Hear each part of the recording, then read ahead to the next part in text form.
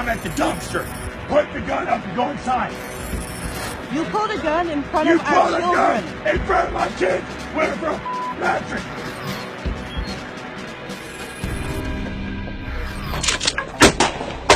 There's a video already making the rounds on social media of a dispute between neighbors that starts out over how to dispose of trash in an alleyway. You're going to jail. I'm not. Yes, you are. It eventually ends up with a father and son being charged with shooting and killing their neighbor. You hear those neighbors arguing over what we've learned started with disposing of a mattress. Neighbors say that they tried to throw it away in a dumpster in the alley, and then their neighbors pulled it out of the dumpster, put it back on their property. You hear those neighbors trading insults.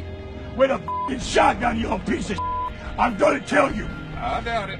If you come within 3 foot of me, I'm gonna kill you. Okay. You're not going to shoot my husband. Whoa. Shoot me.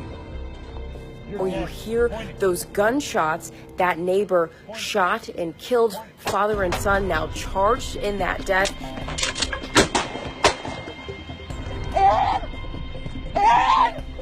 No! No! My heart has been broken in 1,000 pieces. Family and friends gathered to remember Wendy Martinez, the 35-year-old tech executive brutally murdered while jogging in the heart of the nation's capital. According to Wendy Martinez's brother, his sister went for a run for an hour every day, but when she was gone for longer than an hour, he says that her fiance began to get concerned. He then looked up her location on the Find My Friends app, then walked to the intersection only to find a crime scene. Police zeroed in on 23-year-old Anthony Crawford. Witnesses apparently identified him from surveillance video released by police in the moments before the attack. Then there was also surveillance video that shows the moments after she was attacked, running into a restaurant, profusely bleeding, causing some customers to flee. Others tried unsuccessfully to save her. She later passed away at the hospital. Martinez's mother says that her daughter had just recently purchased her wedding dress. They now plan to bury her in that dress.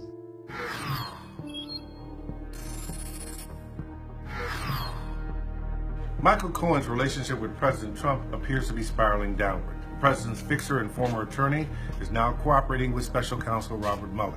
Sources tell ABC News he's been interviewed in a series of meetings in Washington and New York. Sources tell us he's been spending hours talking about a range of topics. We're told from allegations of Russian collusion to also looking at Trump's finances. He's been asked questions about whether anyone associated with Trump has been offering a pardon. Now, this comes on the heels of Paul Manafort, the former campaign chairman, also agreeing to plead guilty and to testify or cooperate with the special counsel. The story seems far, far from over.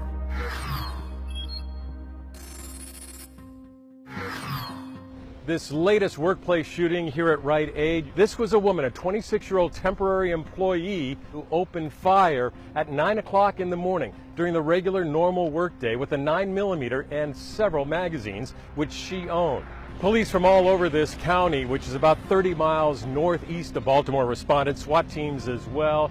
Emergency command centers were here. There were dozens and dozens of employees who were locked down as police swept through these large warehouses to make sure that there was nobody else involved in this incident.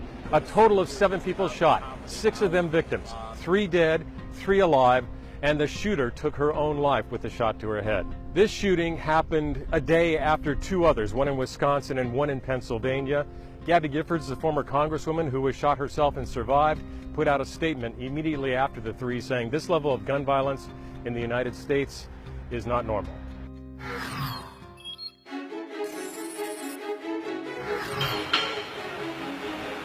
6 reported tornadoes, at least 113 severe storm reports in total, and a lot of them came from Minnesota. The damaging winds are really blowing through, so difficult to travel in, and you wouldn't want to be. And certainly where there was likely a tornado in Faribault, Minnesota, the plane flipped there, the hangar destroyed. And now that type of damaging wind was also found in Texas, where that car wash collapsed on top of the cars. Cold front sliding across into the northeast. So if you're anywhere from Cleveland right through northwestern Pennsylvania, Buffalo, Watertown even gets into it. Something to watch for later this afternoon and evening in the area that you see highlighted there.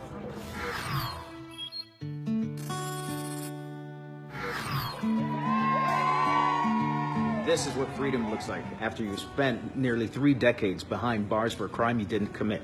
Valentino Dixon there smiling from ear to ear as he was released from prison after 27 years for a deadly triple shooting in the Buffalo, New York area. He did not commit it. This is the greatest feeling in the world. There was no physical evidence. The person that committed the crime even confessed to it. The system failed him and kept him behind bars.